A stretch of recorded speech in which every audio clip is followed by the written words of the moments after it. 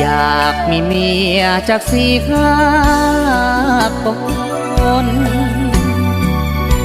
บ่ต้องดิ้นรนหาสาวกินข้าวเรียกงานอันใดให้เมียเขาทำคงสุขเลิศล้ำเกิดมาอยู่ในศาสตร์นี้ผิดประเพณีของกฎหมาย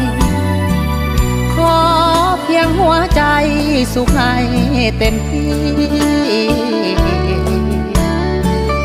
ได้เมียหลายคนผลบุญเฮามีร่วมกันด้วยดีบ่มีปัญหาอย่างเลยเมียคนที่หนึ่งจะให้ปรุงแต่งแลงงานคน2 คน 3ก็ไปทำหน้าเฮ็ดให้สักเครื่องตามเธอ